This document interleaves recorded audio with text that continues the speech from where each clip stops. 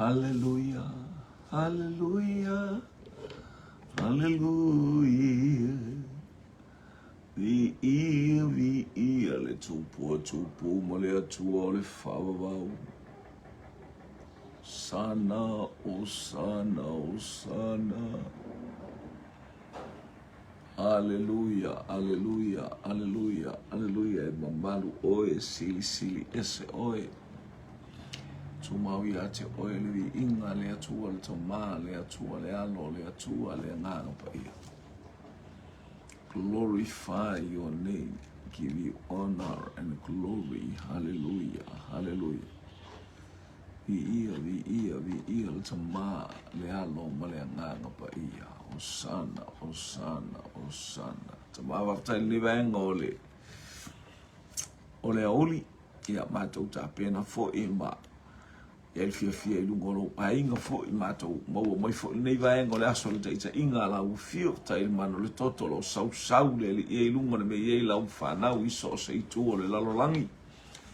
Maua se ava noa le ia mātou te mafuta ai mo mātou fia whaatasi. Hallelujah, il poklame a lau whanau tau mafutanga whaale nganga. Ai mainu e mamao le ala. Mai ainga mawai tau mafutanga. Ia toa fo ma se whaamalo singa whaale nganga. Hallelujah, ala ia mātou fi.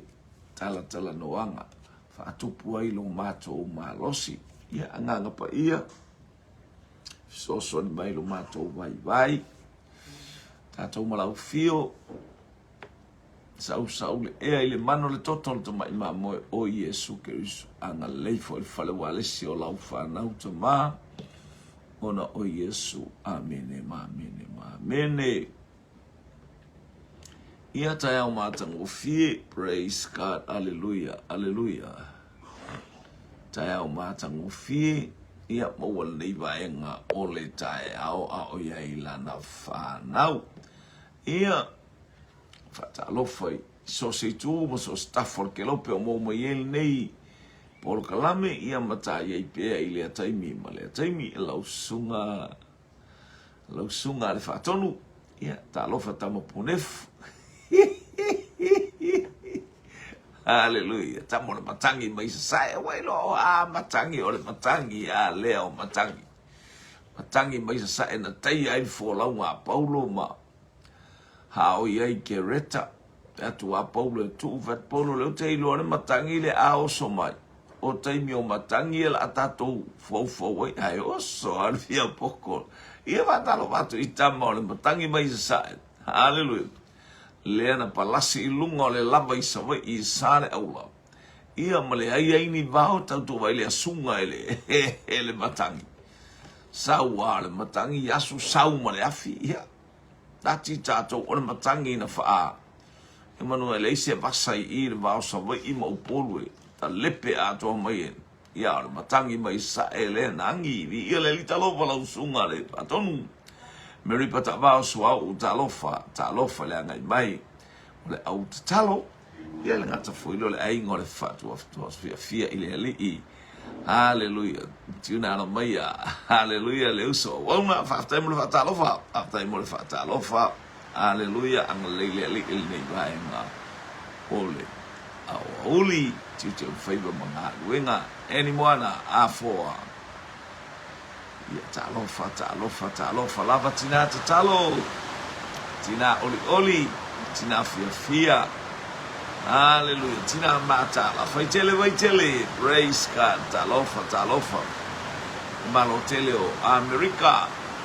Ia leli. Ia le yatu le tua. Pa yatu le tua. Hallelujah. Parase awanga il neiva enga o le aso. Teipuno le aumi sole na mana ia le tai au a leo. Ese fo il tata anga mai o le tau. Ia moa mai il sabili le. Koma osle il sabili le. O prima losi mai nei ti munga ia palasi mai le auli. Ia le atua anga le ile anga mai o le whanau le atua. Whamanu ia le atua isi o tatou a inga ia mai lato uma o anga mai. Ane mua lolongo vi ia le. Ane mua lolongo vi ia le atua ta lofa tina talo. malo le soifua.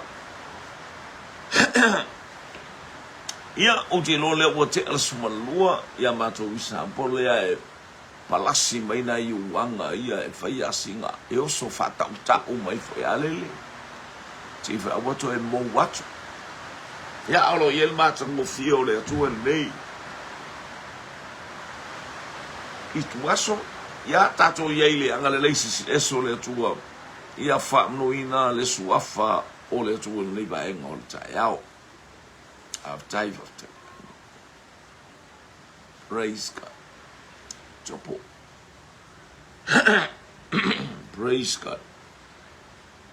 Pole tina fai fi aule ane muas. Ia. Lo longo pi ia le atua. Praise God. Ia famlia le atua ane le vai tai. Ia. Inis of ever bom. Missouri po. Sorry. Alo ia te pito no o ia lele. Praise God, praise God, praise God. Hallelujah. Hallelujah. Ia o le wa anga ia tu tatou sili momua o le ingoa o le to alua o Mose. Ia e sauni mai. Ia e isi fai po i lofo ingoa nai tina a la tu Mose a ta watu fana o te malo le.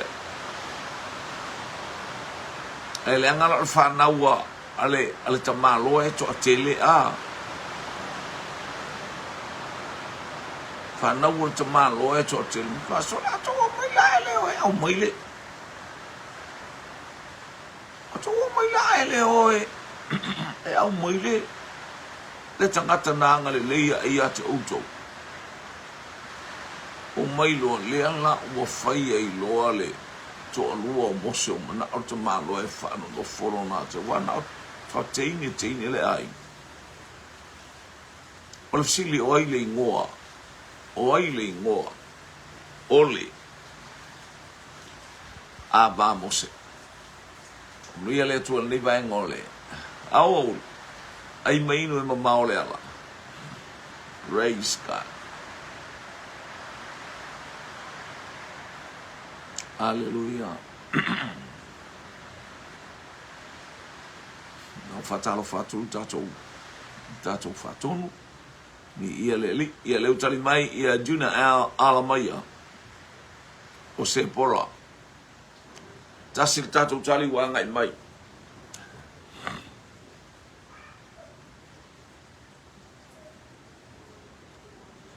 Tali mai le tamon matangi mai sae. Ia po to ina fo ilea o le lava se pora fatalo watu ile ainga mai hallelujah fatalo watu ile ainga lea mai Brisbane ile talo for Brisbane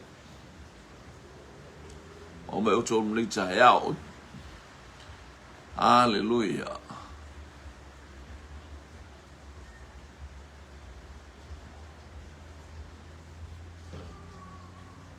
Se pora le o tali mai ai ia tuna ana mai ia tala mai fo ia le ele angelu tau se pora ua ia tatou tali e penesa au kuso talo fa faletua mai Brisbane ia leli ni ia le tua hallelujah.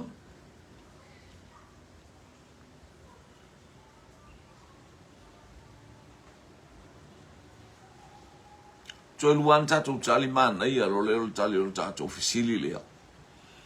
Ngai fisili o nai fisili ia pe ni fisili toi au talu a.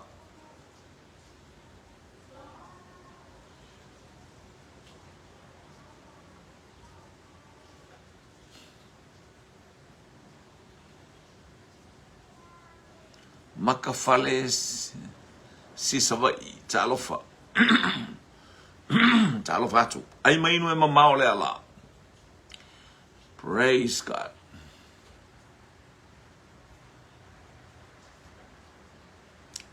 Any moana afoa, talofa.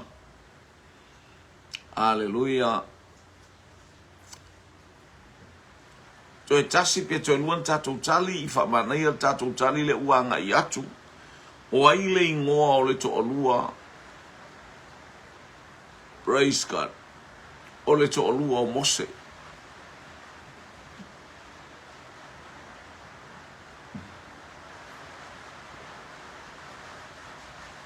Ia, whaftai whatalofa, whaftai muli whatalo penesa.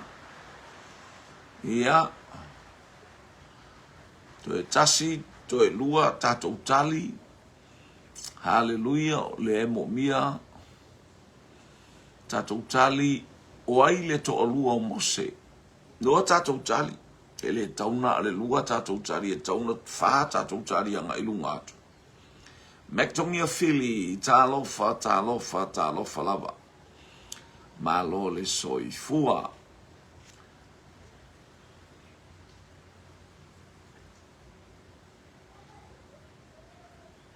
Ia whaf, tai.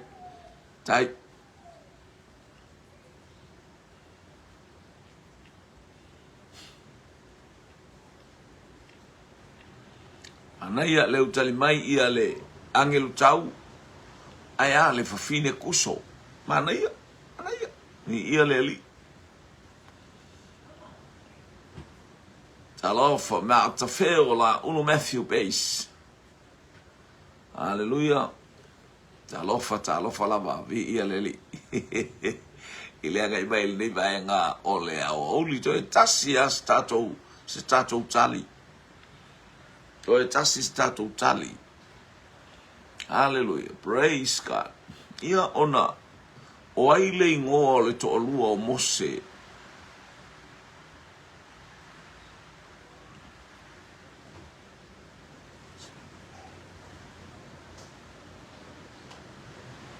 Hallelujah. O ai le ingoa le to olua o Mose. Ia tali le tato visili sa o tali le na amai e Breta. O le fine kuso.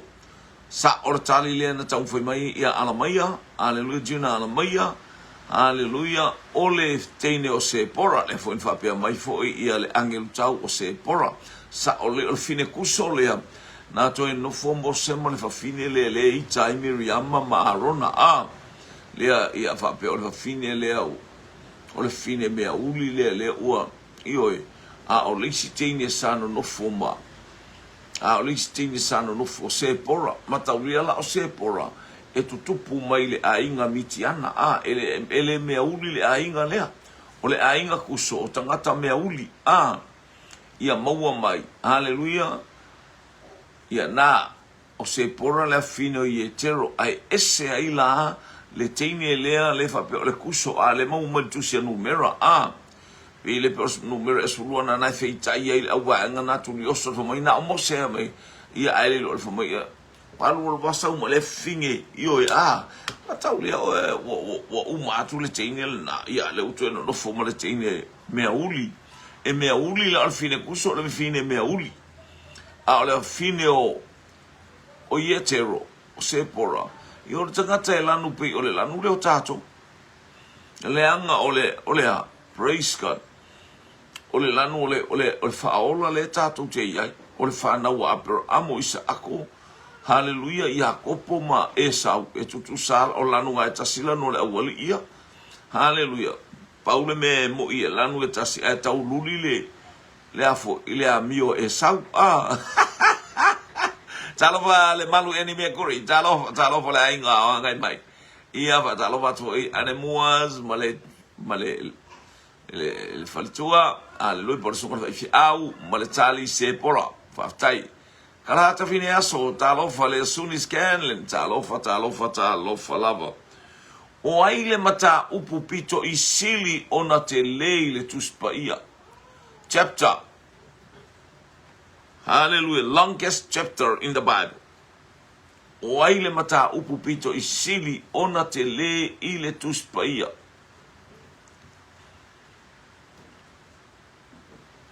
le peu tato over ai chapter 1 chapter 2 chapter 3 chapter 4 tofu e fai chapter maya ia o aina le chapter pito isili ona te leile tuspaia Fatalo fatu ile sa to mai ta ita lo fatu ile. Haleluya. Fionga to mai ta sa. Haleluya. Le sorry. Ta lo fatu le. Chema. Basvili. Haleluya. To au fartande liu praise God. Ia leo fapia mai ia. Haleluya. Ia eta umai lango or salamo au chapter au etofua pofele chapter fa mole leo tali mai ia or salamo ala ula yo satalo fa malo nga lue mol po kalamel fa na wale atua fa te atu ala ula malo launga. Haleluya. Leo fa be ala ula or salamo ia langa tele to inga salamo e penesa tali mai ane mua selau suma laiva salamo yo ito inga salamo la fapea e mo ilanga o chapter o le chapter pito ite le jus paia junia alamaya tu se salamo tavita ia le salamo langa o chapter mea ta itasi ai ta po fele tu si o le salamo ngai le chapter pito isina tele half time le fape mai le usolea o Isaia half time le angelu tau. Haleluya.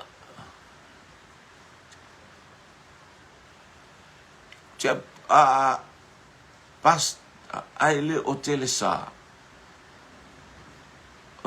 ole nganga sa umai oi i oi e pea ole teine nganga ole itu le sa tula i mai ya ile le pea i pea o na fanua pape na tulanga ia io ai tele ala tangata pe au mai ya telesa. Haleluya. Ke lo mamla male atu fenga mi ola utala jema mo praise God o ai le chapter pito itele ile tu spaia le utale mai jema or salamo selau sumaleiva e penesa salamo selau sumaleiva. Haleluya. To e luan tatou tali to e luan e tatou tali. Haleluya.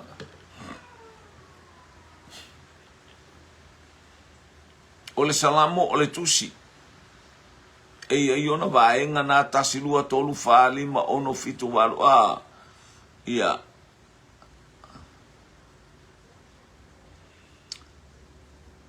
ole apena ole ale ole chapter ia ali tatia talofa ia watalil tatou fesili ole chapter se laus fumaneiva na re tasi ale chapter na te faita mo ese o se lau mo kupu i on foi ale tasi chapter i leli ole tuspaia ai fai mai o salamo fa tu se ole chapter le kalango ko ke o kaul mo ko le kusi o ke lo va peato ole ale tuspaia.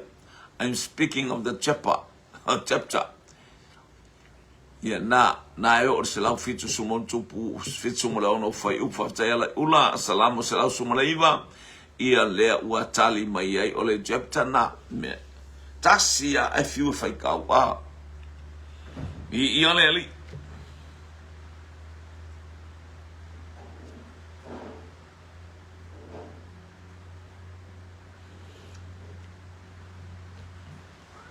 ia le fa pe mai stof el to fine ia lupe en faith talofa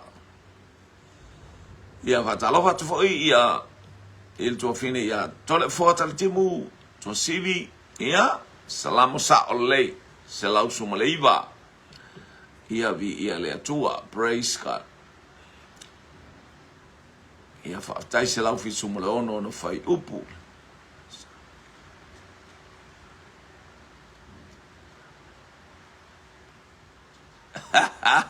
le ai langa worka o ke sala nga ele mangai lango oltels ia faftai ia le ia ne che o se alai ia just of I hope talofa aloha Hawaii te pisamu tu ele motu talofa tasa ia vi ia le ula ta foi forte mi alwo lo uso ia America alofa tele atu ia mau pe afilo ia ne ia le praise God. Thank you, Jesus.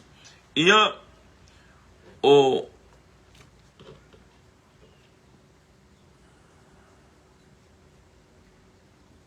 Oi tangata le tau mawhaia ia fasioti Yesu. Wai le ulua i tangata na tau mawhaia fasioti Yesu.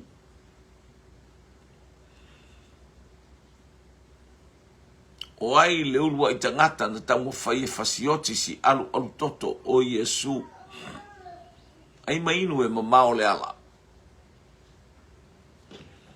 Tau whai watu na i tato fisilia to tele tato ia ele o to. Ele o piki mai al to tele ele o e se vanga na ale ainga masani na ia. Hallelujah.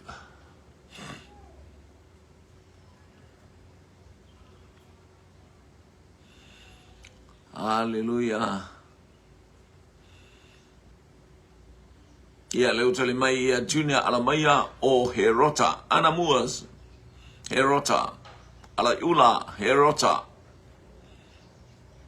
Praise God. Isi sole songa.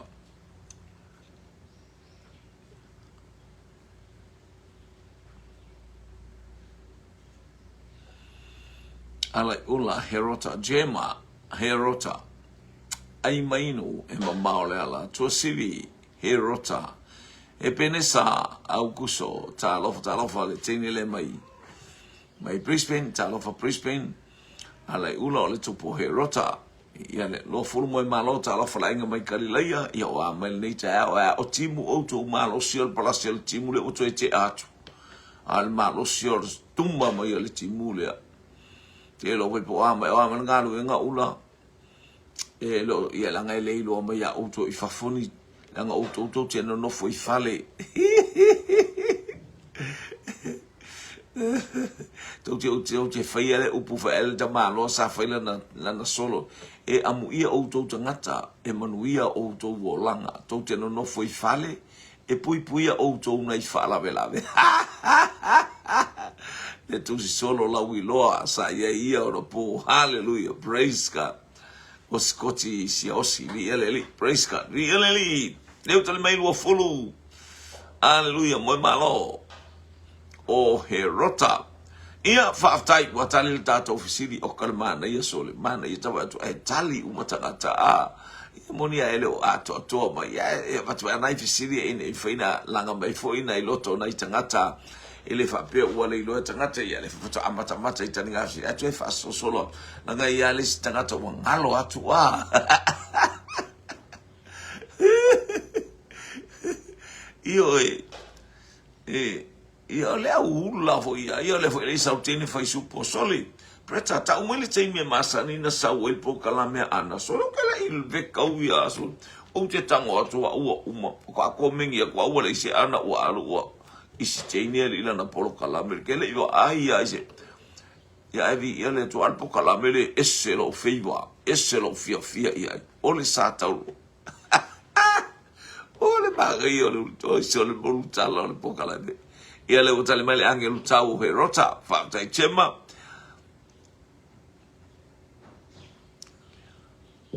ia ia le o titilo atu le pe ia le uma ora ia o ia ngo to bela tala te uma sami ia ma to la tala te uma le maunga ia tele nei ba enga o ngalo atu ia vi ia le lewa anga ia se nei fasili ia e anga le le atu fa manu ia atu le atu isi o tato a inga vi ia le li. Praise God. Hallelujah. O fe au le sa tau o praise valu amo Ono ngai umatu lo la por kala me sau ia e umatu lo la por kala me ono ile fitu fikule fikule val praise God la lo atu fa stai la kele e lo mi gorke el o walo ka kia ila lo sole esa un por kala au te va ai atu sole vi ele le mana ia lai tonu o Brisbane faftai telea hallelujah ia le meja o po o aso umale le pokalamea ale tua fine ia ana fa mole preto o tali tato fisili ua tali le tātou sili.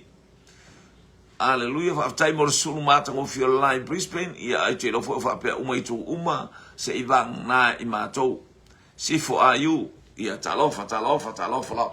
Ua tali le tātou fisili, o le tupo he rota e sere le a. Se ele le ia loka fia fusu iska ngaka e aka umai loka i kore tupo e ka fia fusu nge ka mai kike kua maka ngake le ngei mia.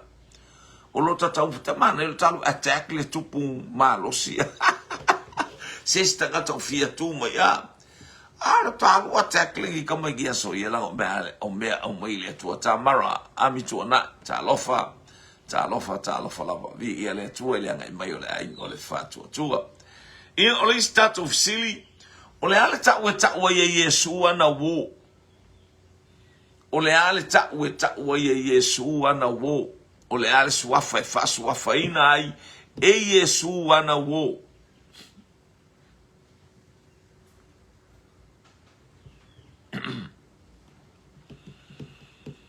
O le ale suafa e whaasuafa ina ai e Yesu ana wo. Ia le tua ai mainu e mama o le ala.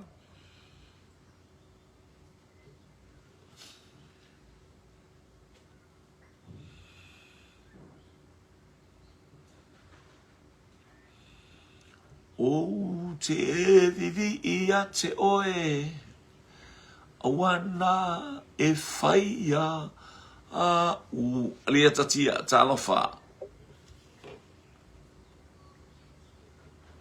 Ia le leo tali mei ane muas o le au so, rimpo le au so o le talia jema, ai leo le au so, whaftai, Hallelujah.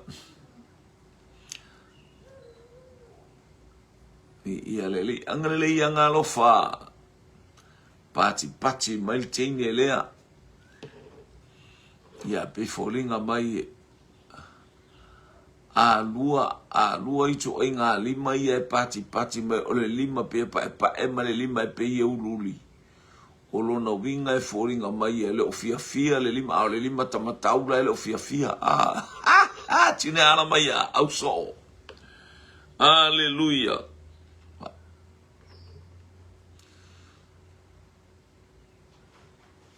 Lua fulu, au so matau le fo le aingo matau le fo le aingo Yesu. O so o ma tangata uma ia tangata whapitoa. Hallelujah.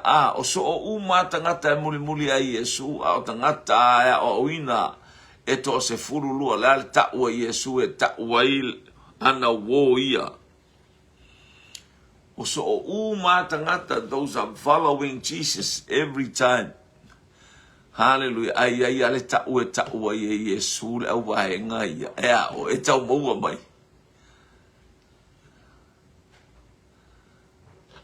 Ia e afo ilo te vai atu le pati mai a sista angalelei. E pati e luai tu ai ngā lima.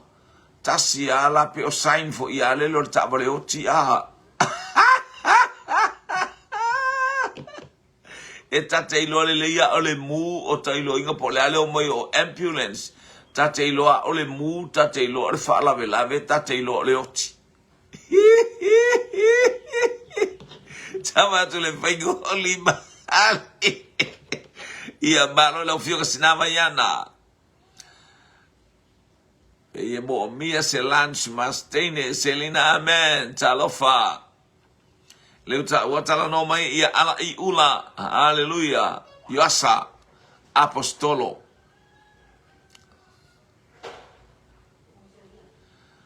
Ia tali mai lua fulu mai malo apostolo. Hallelujah. Au tala I pole au fola aftai. Hallelujah. Susana fetalainga whaatai moni whaatalofa ia fio maia. Lau fionga whaanga oti. Whaatua fo I o le whaife au.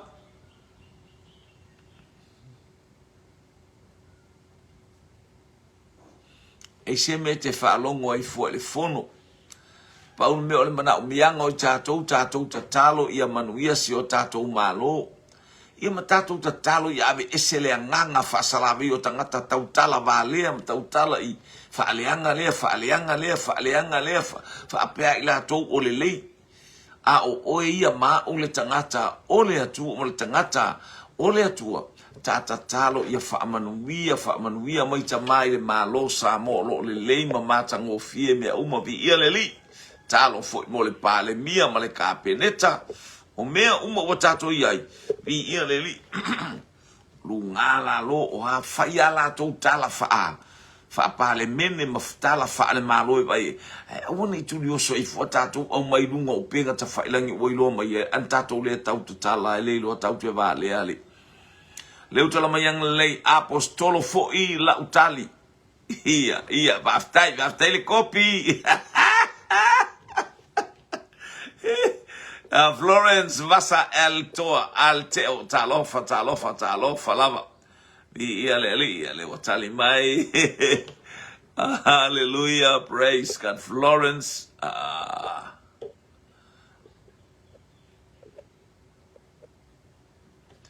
ia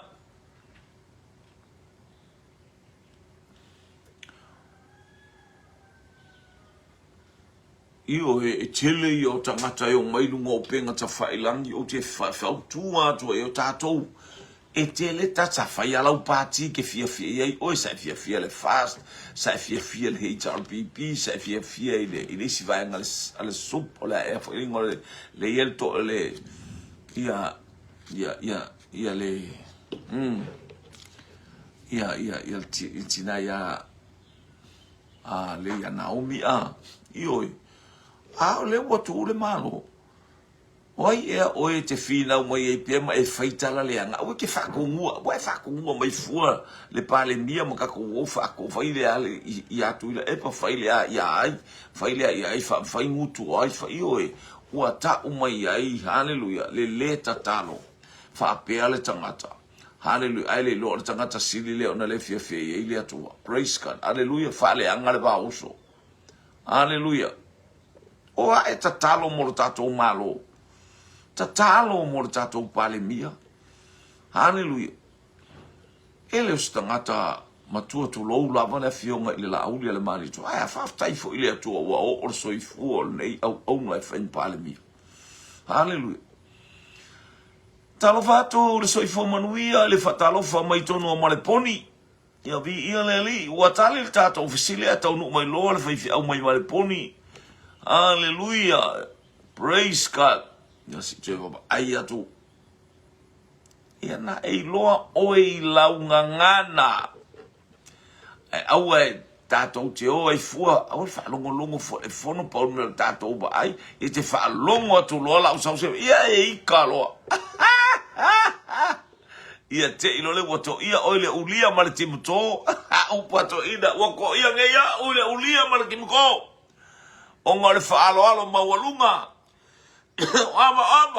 aba sam ia ngafu ila kopi mai le sunga le fa tonu ia muri anga talo fa lo sunga le fa ila utusi le kale sia ma lo si salai lisa tavita tonistino talo fa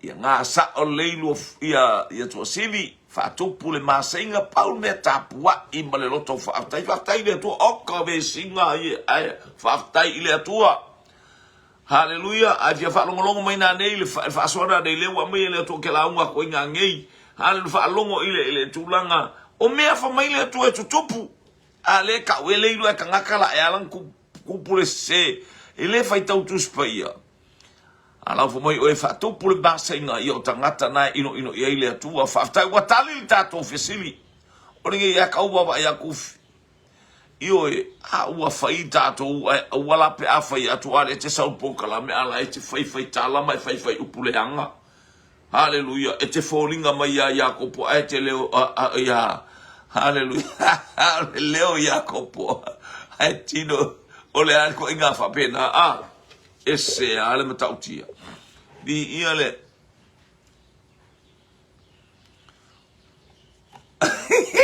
ia lea na sa o le tine lea te ia le wato ia le urupe yes Sao lele.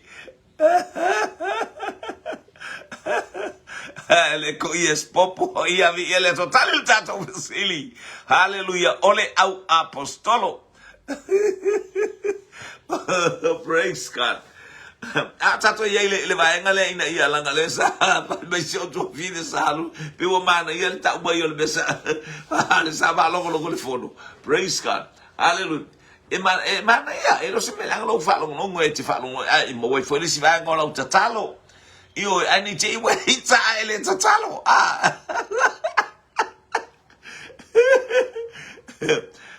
Sa ole le chemba. E ala ngana pisa ole tambale o matangi mai sai. Leo ya kopo ai tino ya pasatore ka.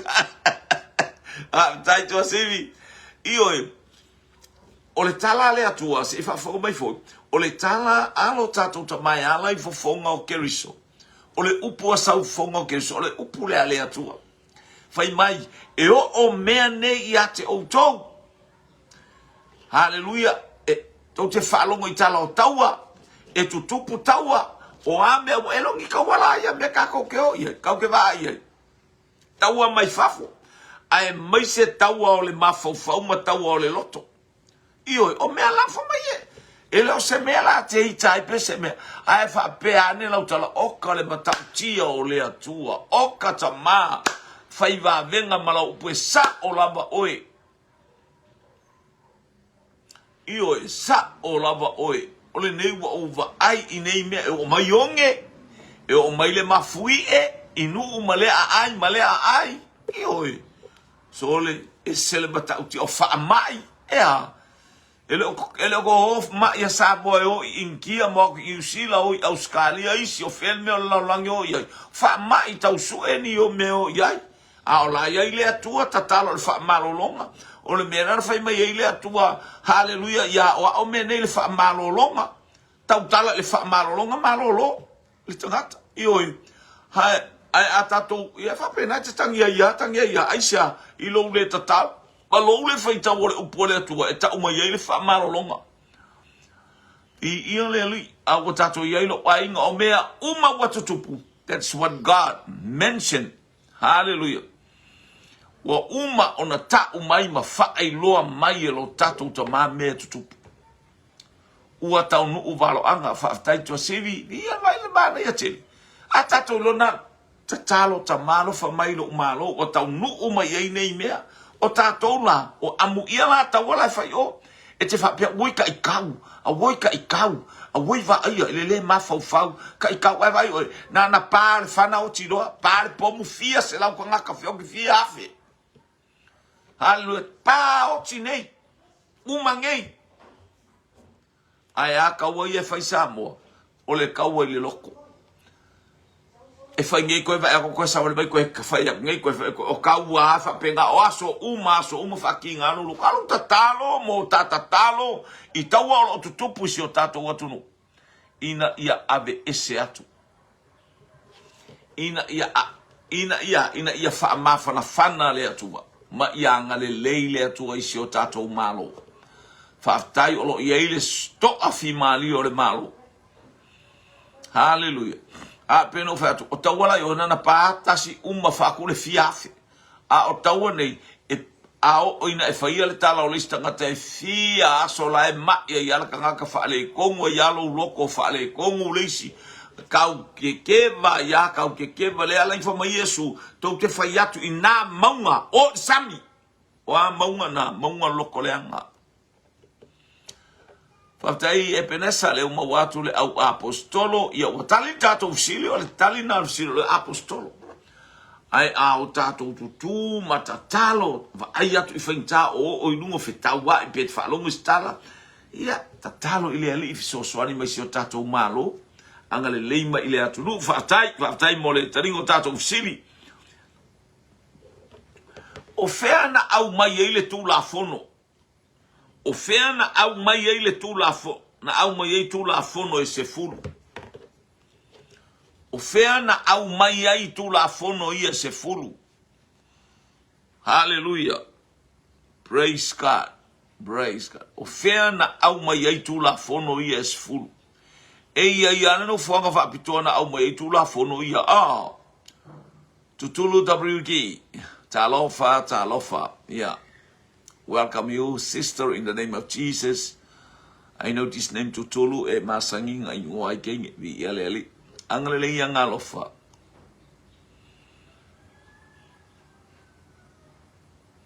Ia na sei lo ngai ka mai fo sunga mi le tali mai jema mau ngau Sinai.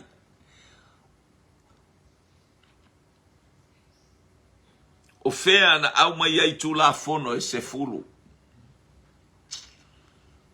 Sinai po horepa le maunga na avane ya Mose mai ile teine mai manu kau. Sister Liu Faulatane. Hallelujah.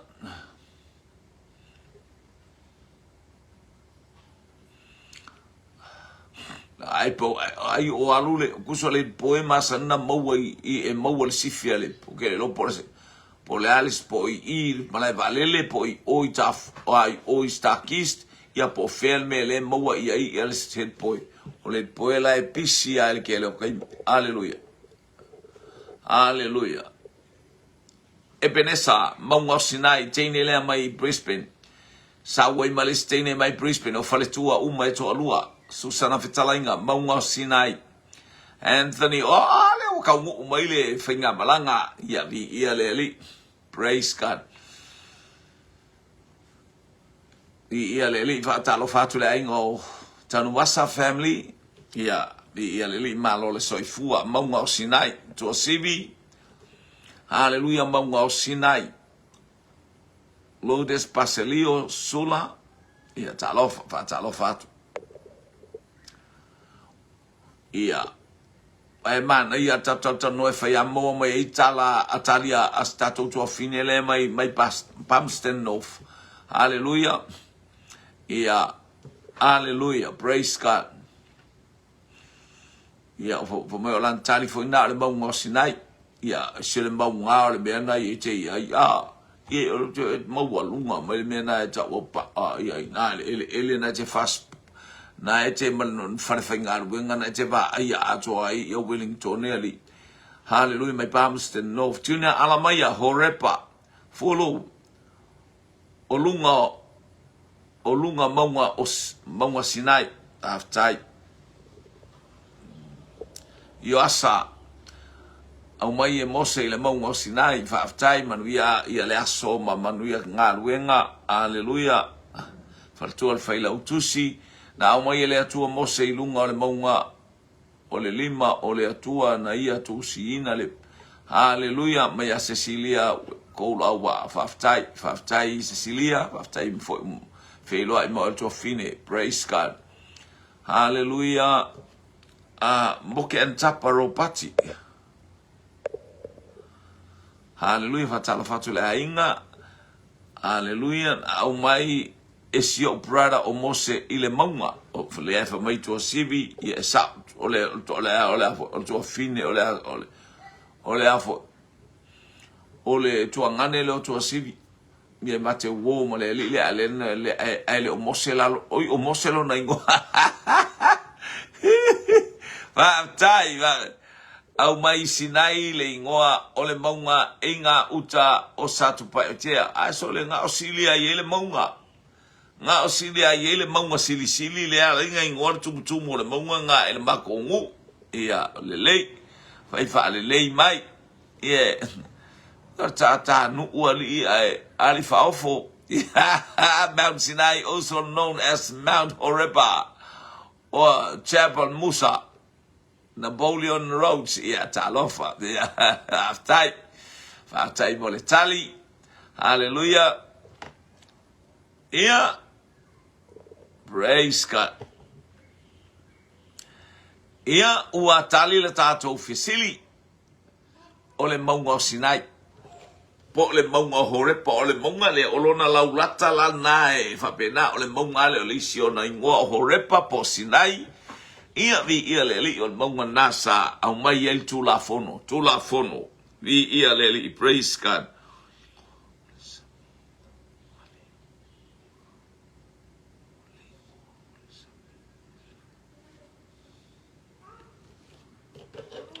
O ile ngol sami na vai lua e Mose. O ile ngol sami na vai lua e Mose. Tala lei pautasi talofa. Hallelujah. Ya na lewa uma na pipi. Lewa uma na pipi iai. Hallelujah. Praise God. Ya. O ailing o le sami na vai lua e Mose. Hallelujah. Sami ula ula.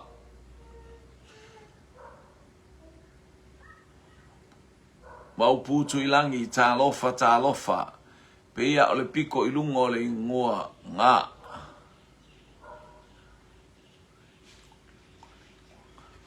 Hallelujah. Right. Lea wata umai e juna alamaya sami mate. A e penesa au kuso. Hallelujah ole sami ula ula. Anga lei sami ula ula.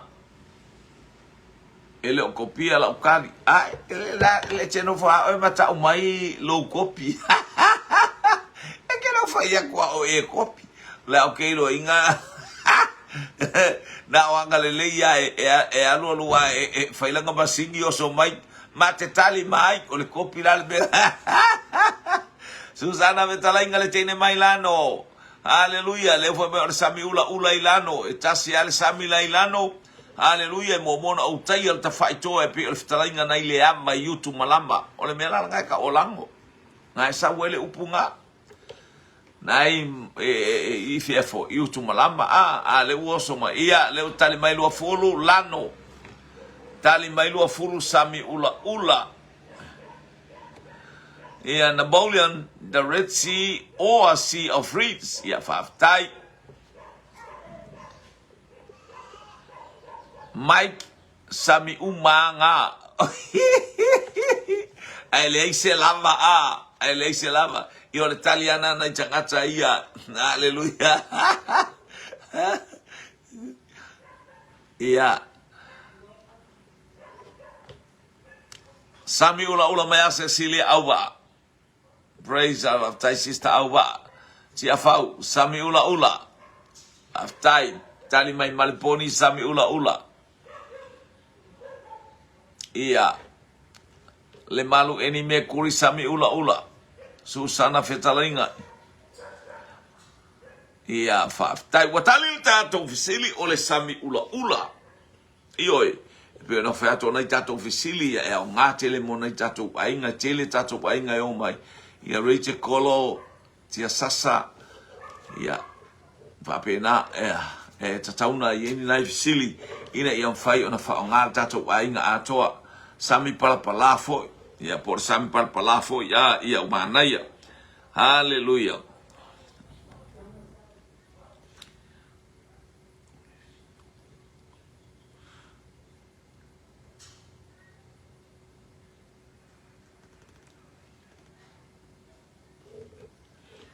O le fia o tausanga o Yesu na le iloa i le maru. O le fia o tausanga o Yesu na le iloa i le maru.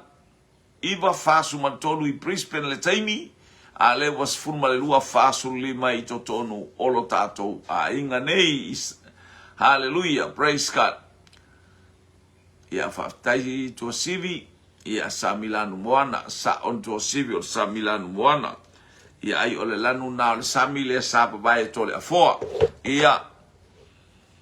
Hallelujah. Praise God. Al tato visili le wanga yatu.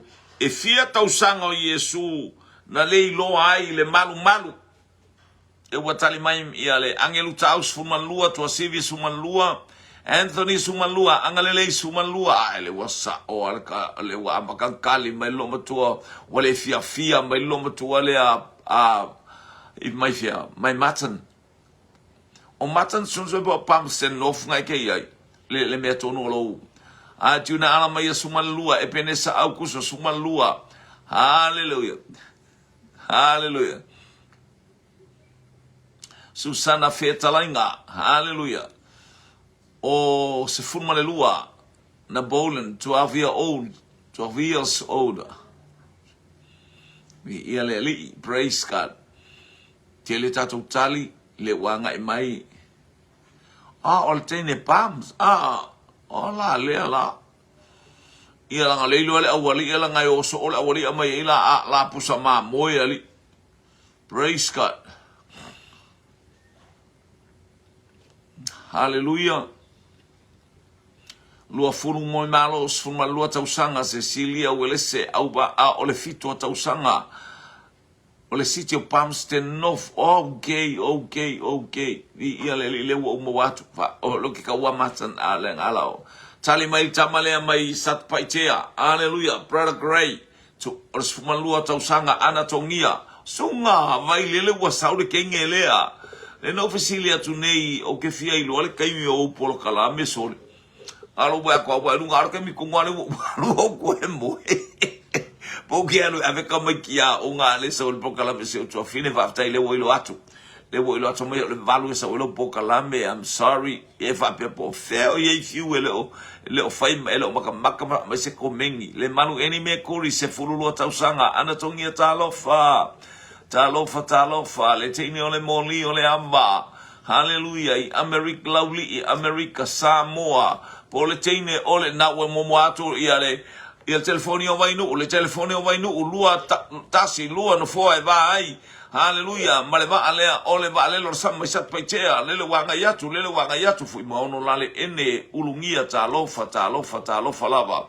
Hallelujah. Ia fa talofa teine mal vainu ia le wa anga i mai po le teine mai le moli o le ava America Samoa. Ia le atua i lauri i America Samoa. Ia fōringa whato a ala teine le tele o ti munga o a mai le tau ia te auto America Samoa. Tala leipo tasi. Ia. Ia wa ies. O mai a kenge whamai o leiti o atau leo mai teine le ulava vale sole. O ie whai le alu lor tangata le whai le angelu tau e whai wasenga o kawa ies. O mai al wasenga li poki mai le ulava vale. Whaftai, leo sau le chicken soup. Ia ua tali le tatou fesili, tatou o mua tali le tatou fesili, whasa lau o tatou chicken soup. E se fulu male lua tau sanga o Yesu. Ai makua le iloa le au baenga i ele malu kari se fesili ua te. Whamai ua ofo. Hallelujah, sa tau na lato wha mau le ingoa o Yesu, le api, le ingoa o lona tamaa, le nu e sawai, io le nu ore tina le nu ore tamaa ai va ai o mai le la tato o atu tato sa vali atu le taimina o i fasi o Yesu e le mala o stangata petele ema o stangata iutaia. Hallelujah. A le sa mai karilaia ai sa fai al fine Samaria e mai a iutaia le faaolatanga. Ia leiti o a sole ulava vale le vasenga sole.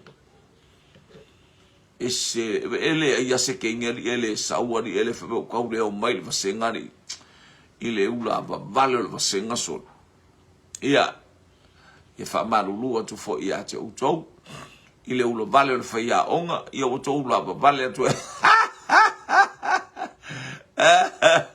oi tu ora vasenga ole porque mi kongule amo ile supori man ia le o support media.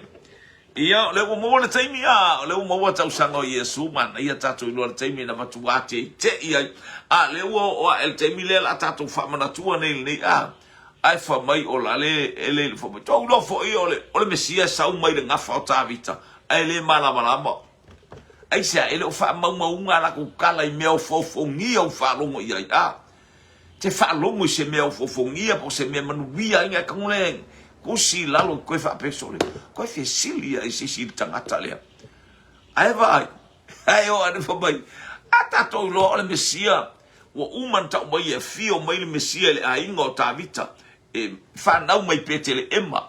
Hallelujah. Ai leo mala wa anga lakulo Yesu lo kausanga tusi lo lalonia na to noti le makau kia fo mai le ma faina tali visili poto ma le ata mai ua tupu le tama ma le tino Yesu wa alfangia ele atua ato matangata vi ianeli yo lisi atato ofisili vi ele atua O le ase mea na whaonga e Mose e vai lua e sami. Na whawhea na vai lua e Mose le sami. Na whapewhea o na vai lua e Mose le sami.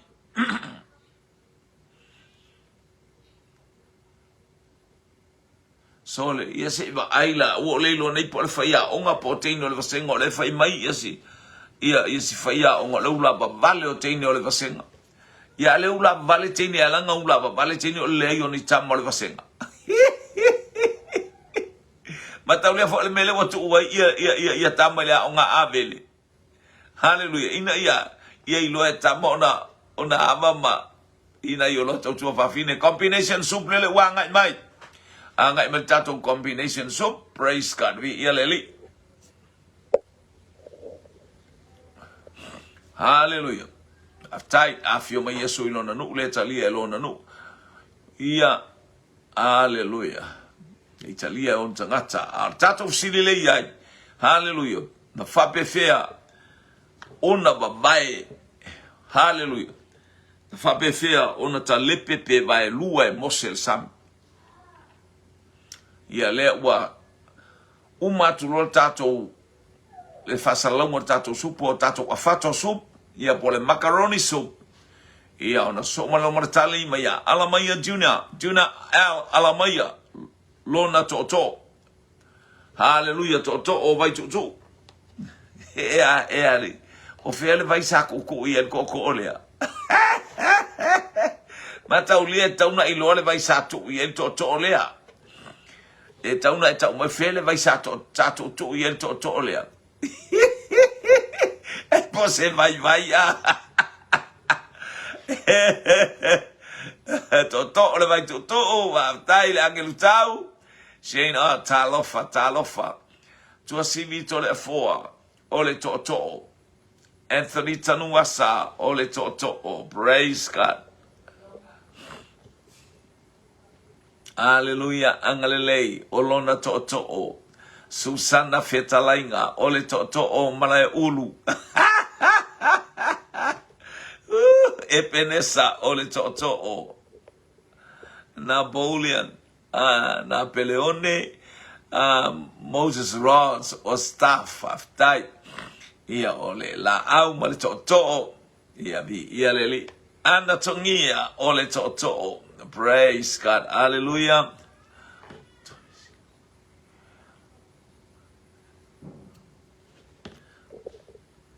Maukeni soup le wanga i male maukeni soup. Toto o mai male poni ya te afau. Hallelujah. Toto o mai a Cecilia. Coleman. Kola waa. Le malu. Hallelujah. Mai Peniamina. Eni me kuri toto o. Lua fulu toto o. Hallelujah. Hallelujah. Praise God. Hallelujah. Toto o ya Cecilia awa. Susana Fitalainga toto o.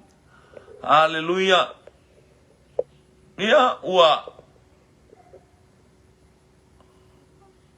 Le whapea mai tuna Alamaya o le vai o tae mantua vai. Ai. Si le whakunga pauanga le vai a Samoa a ko le vai o sili. Sa ta el tamo o tae mantua vai. Le fu ila la fei kai ia wharekua ia inga waka ko le vai. Elo le vai o lano i puta. Le vo e ha to o na e aftai ia. Le ta uma i to o mtau tu vai tafe o vai singano o ana tongia. Aya to o malai ulu le ua. Fa mautu atu. To o matau tu. Oka. Hallelujah, hallelujah. Ia ua tali le tatou fesili ia fa aftai le ainga le fatu tu o le awala na tatala ai ona ua ta i le sami na tatala i le to. Ia le li e silmana ia e whelua i mana to o le atua a. O le upule le atua o le to lea. Pule. Praise God. Tatala i le whamurianga le to le upu le atua ia o lo to o le te whelua i ma oi te mi umalanga e. Me ko alati talofa lava. Ia le li.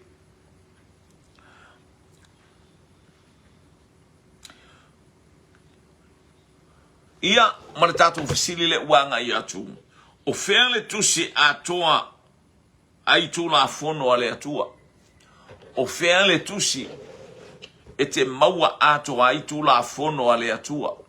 O lo tusi ai tu la fono a le atua. O fea le tusi e te maua ato ai tu la fono a le atua. Ia? Hallelujah. Praise God. Ia. Ai oe aua e te nga wa i mai I awe te sau I te watu ato o lima I ai awhaina I se masini. Hallelujah, PCC ato ai lau ripoti nai tā. I ale li. Ia, alwa e fasta I taimi o la somaliwa alwane ma sta pusa povi. Po pusa maa moe po ato inga pusa te alwa e ma oe. A vatu le tau I au kilani. Hallelujah. Praise God. Leu tale mai Mike o e soto. Tema peia o te utel nome. Hallelujah. Fele tusi o tau atoa mai ai tu la fono ale atua. Numera ma te utel nome. Angale mai a juna ala maia. Numera ma te utel nome. Angale leia ngalofa e soto. Tato to e fisili. Ole ne ia uli moli atu le nganga o le wha malo ile a ingo o le atua. Gol au waa, Cecilia gol au waa. Vi ia le li e soto. Aleluia, e penesa au kuso au. E soto e luas fulu. Susana, fetalainga e soto. Vi ia le li praise God. Aleluia, aleluia. Ia famai chema ole te utel nome. Please. Aleluia, lua fulu moe malo ole te utel nome. Ole soto. Na bole in the book of Deuteronomy. Jema ole oi o e soto e luas fulu. Tua sivi to le foa e soto ma te utel nome. Le fai o le kalaba ui e bugi uma le lua. Ia langa longa kuangange vau. E penesa au kuso e soto e lua se fulu. Anatongia Levitico. Hallelujah. Anthony Katanuasa. Levitico. Hallelujah.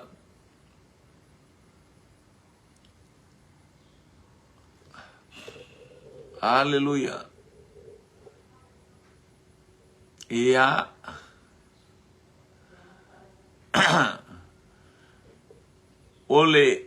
Ole tusi lai ai umale tu la fono. Ia watali le tato ufsilo a inga moli atu le anga le whaftai ia ato foi masafia finga alofa mole ne yaso.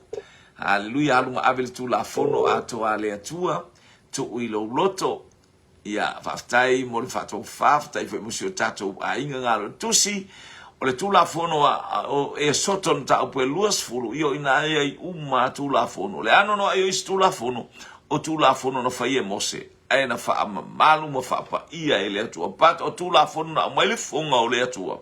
Na sau male au na le atua mai lunga le mango sinai. Le ta ua Exodus o le tala i le tu la fono. Mai le tusia e soto. Hallelujah. Anga leile atua le nei vaenga o le aso pa iatu. Ia alofangia fo isi o tatou a inga. Ia manuia fuafuanga umole ne yaso aftai ua. Hallelujah. O le tali o tatou fisili e soto. Anga leile atua tatou feilo ai. Hallelujah. Ile itu na lima ile afiafi la wina o le tatou polo kalame. O le tau blanga afiafi. Ia fai me afiafia mo le fai. Unga ne yaso ona o Yesu. Amen. To God be the glory forever and ever. Amen. Amen. Amen.